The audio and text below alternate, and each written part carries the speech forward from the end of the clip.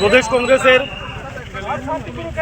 নির্দেশ অনুযায়ী খোয়াই আগরতলা সড়কের যে বেহাল অবস্থা, এটা আপনারা সবাই জানেন। সেই বেহাল অবস্থার প্রতিবাদে এই রাস্তা মেরামতের দাবিতে আজকে দীর্ঘদিন যাবৎ 7-8 বছর 6-7 বছর ধরে এই রাস্তার মেরামতির কাজ চলছে।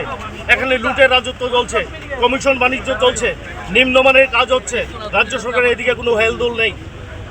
এর বিরুদ্ধে প্রতিবাদ জানাতে এবং রাস্তা অবিলম্বে পুনর্নির্মাণের দাবিতে, সংস্কারের দাবিতে আমরা আজকে প্রতীকী পথ অবরোধ আমরা করেছি।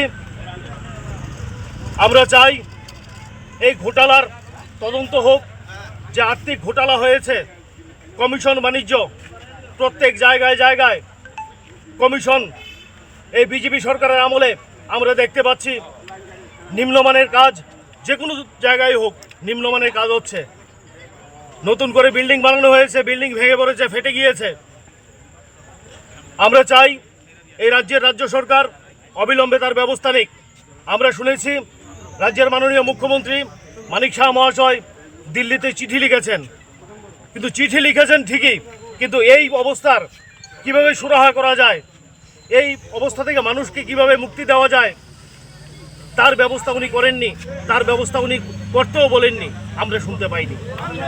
তাই আগামী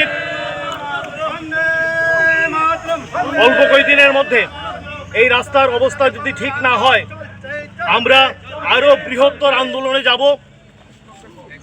আমরা সমস্ত এলাকাবাসীকে নিয়ে, রাজ্যের সমস্ত অংশের মানুষকে নিয়ে, এই খোয়াই এলাকার, রামচন্দ্রঘাট এলাকার, তেলিয়ামুড়া এলাকার, কল্যাণপুর এলাকার মানুষকে নিয়ে আমরা অনির্দিষ্টকালের জন্য আমরা পথ অবরোধে বসবো। একটা বাধা দান হয়েছে দেখতে পেলাম, এই বিষয় নিয়ে কি বলবেন? দেখুন, একটা কথা বলবো। রাজ্যে বিজেপি, তার কোনো নিরাপত্তা নেই। ওইখান থেকে কিছু বিজেপির লোকেরা এসে ওসি সাহেবকে ধমকিয়ে দিয়ে যাচ্ছে। ওসি সাহেব আমাদের উদ্যোগ করার জন্য চেষ্টা করছে। পুলিশের যেখানে প্রশাসন রক্ষা করবে, সেই পুলিশের বিজেপি আজকে এই রাজ্যে রক্ষা নেই। তার ডেড বডি পাওয়া গেছে। এই রাজ্যে পুলিশ কোথায় যাবে আপনারাই বলুন।